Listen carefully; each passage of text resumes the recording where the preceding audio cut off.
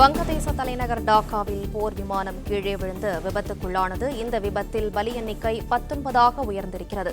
கூடுதல் விவரங்களை செய்தியாளர் ராஜகுமரன் வழங்க கேட்கலாம். ராஜகுமரன், வணக்கம். மேலும் விவரங்களை சொல்லுங்க. வங்கதேசம் சீன நாட்டிடமிருந்து வாங்கி பயிற்சிக்காக பயன்படுத்தி கொண்டிருக்கக்கூடிய F-7 BGI என்கின்ற பயிற்சி விமானம் கீழே விழுந்து நொறுங்கியிருந்ததில் 19 பேர் உயிரிழந்திருப்பதாக அதிகாரப்பூர்வமாக தகவல் வெளியிடப்பட்டிருக்கின்றது. கிட்டத்தட்ட 100க்கும் மேற்பட்டோர் காயமடைந்து சிகிச்சையில் இருப்பதாகவும் சொல்லப்பட்டிருக்கின்றது. இந்த 19 பேரில் மாணவர்களும் இருக்கின்றார்கள் என்ற விவரம் தெரிய வந்திருக்கின்றது. ஏனென்றால் இந்த பயிற்சி விமானம் விழுந்த இடம் என்பது டாக்காவினுடைய வடக்கு பகுதியாக இருக்கக்கூடிய உதாரா என்கின்ற பகுதி. அங்கு ஏராளமான கல்வி நிறுவனங்கள் இருக்கின்றன.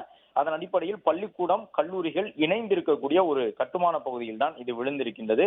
அதன் அடிப்படையில் அந்த பகுதியில் விமானம் விழுந்து நொறுங்கியதிலே மாணவர்களும் உயிரிழந்திருக்கின்றார்கள்.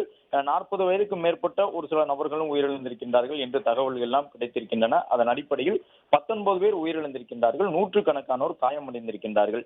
இந்த பயிற்சி விமானம் கீழே விழுந்து நொறுங்கியதற்கான காரணம் என்ன, ஏதேனும் தொழில்நுட்ப கோளாறு காரணமாக கீழே விழுந்ததா என்பது உள்ளிட்ட அந்த விசாரணைகள் எல்லாம் நடைபெற்று வருவதாக வங்கதேசத்தினுடைய இடைக்கால தலைவராக அந்த நாட்டில் இருக்கக்கூடிய முகமது யூனுஸ் என்கின்ற அந்த அவருடைய தரப்பிலிருந்து தகவல் வெளியிடப்பட்டிருக்கின்றது.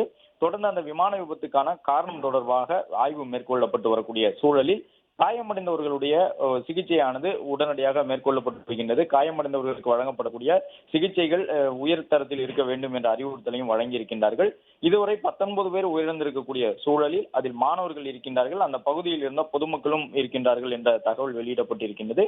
தொடர்ந்து அந்த காயத்தில் இருக்கக்கூடியவர்களை மீட்டு வருவதற்கான சிகிச்சைகள் வழங்கப்பட்டு வருவதாகவும், விமான விபத்திலே அந்த போர் பயிற்சி விமானம் கீழே விழுந்து நொறுங்கி இருந்ததில் ராணுவ படை வீரர்களும் ஒரு சிலர் இறந்திருக்கலாம் என்ற தகவலும் சொல்லப்பட்டிருக்கின்றது.